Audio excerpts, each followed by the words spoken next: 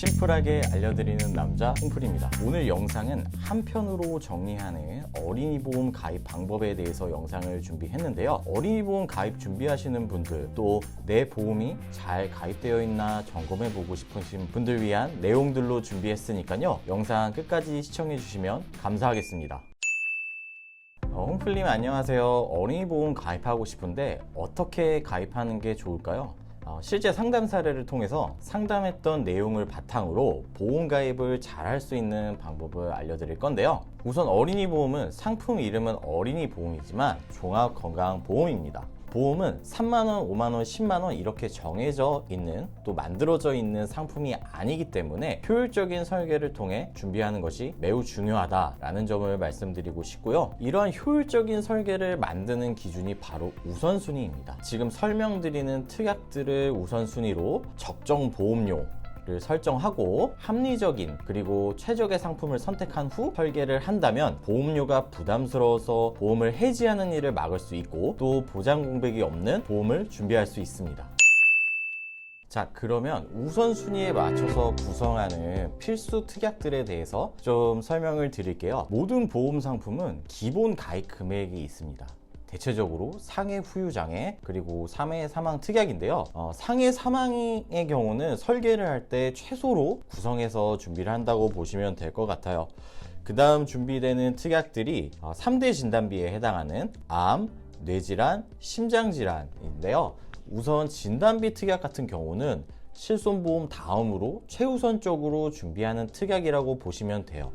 진단비의 경우는 회사마다 보장하는 범위가 다르고 조금씩 이제 차이점이 있기 때문에 회사별 보장 범위의 차이를 이해하신 후에 준비한다 생각하시면 됩니다. 평균적으로 3에서 5천 정도를 준비하는 거를 권유 드리는데 보험료에 따라서 이거는 달라진다는 점을 참고하시면 되겠고요. 심장질환 진단비의 경우는 요즘에는 보장 범위가 조금 넓어졌어요. 그래서 부정맥까지 포함해서 보장하는 진단비를 준비하시기를 추천을 드리는데, 아무래도 보장 범위가 넓다 보니까 허혈성 진단비보다 보험료가 비싸고 한도 또한 높지 않습니다. 그래서 적정 보험료에 맞춰서 설계하기 위해서 진단비, 수술비로 조합해서 설계를 하기도 합니다. 그래서 요거는 상담을 통해서 플랜이 좀 달라질 수 있다는 점을 말씀을 드릴게요. 다음 수술비 특약의 경우는 우선 저는 종수술비로 먼저 설계를 좀 해드리고, 조금 더 추가 보장을 준비하기를 희망하시면 질병수술비, 항해수술비 특약을 구성해드립니다. MD질병수술비의 경우는 앞에서 뇌심장질환 진단비를 높게 구성하시지 못할 경우 구성해드리는 편인데, 적정보험료에 좀 오버가 된다면 종수술비를 빼고 질병수술비 플러스 엔대수술비를 선택하여 설계를 합니다.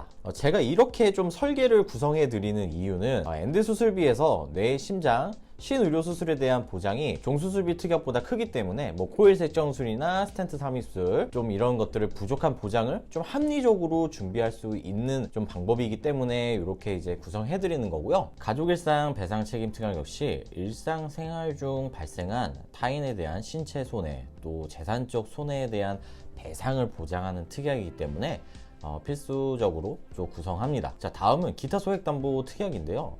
자, 보험 설계안을 받아 보셨다면 아실 테지만 한 보험 상품에 가입할 수 있는 특약이 수백 가지가 넘습니다. 모든 특약을 다 구성한다면 보험료가 엄청 올라가겠죠. 그래서 제가 지금 설명해 드리는 특약들은 가장 기본적으로 구성하는 소액담보 특약들이라는 점을 좀 말씀을 드릴게요.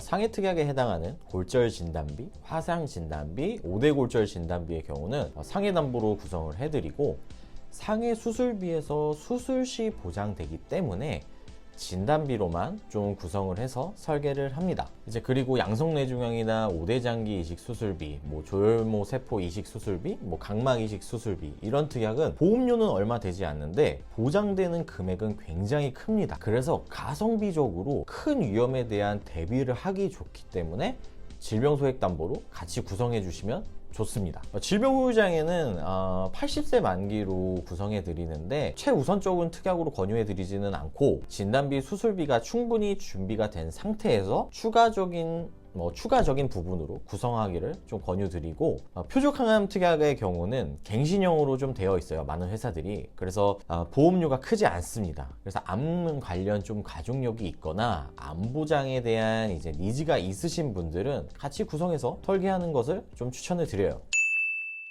자, 그럼 특약들의 우선순위를 좀 이해를 하셨다면 이제는 어떠한 상품을 선택해서 설계를 하는지를 좀 말씀을 드릴게요. 10개 보험회사 3대 진단비 보험료와 가입 한도를 비교해 보았습니다. 보험사마다 보험료가 다르고 한도가 다르기 때문에 이러한 부분을 좀 고려해서 선택을 해야 하는데요. 선택의 기준은 3가지입니다. 가입 한도, 보험료, 보장 범위입니다.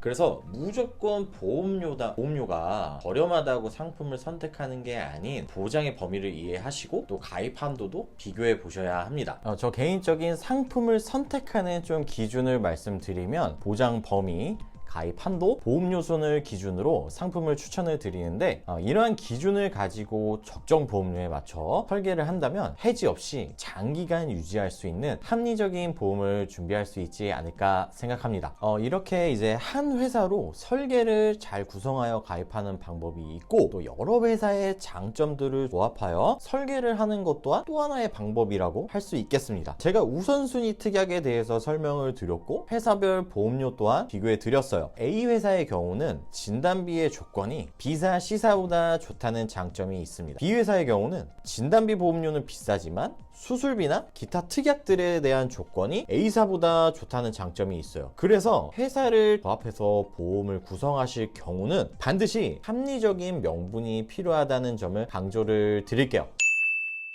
보험 가입에 정답은 없다고 생각합니다. 하지만 우선순위는 있다는 점 꼭 참고하셨으면 좋겠고요. 내게 맞는 최적의 상품, 또 합리적인 보험을 준비하실 수 있게 도움드릴 테니까요. 위 상담 연락처로 상담 신청 남겨주시면 정직하게 안내해드리겠습니다. 감사합니다. 본 광고는 광고 심의 기준을 준수하였으며 유효기간은 심의일로부터 1년입니다.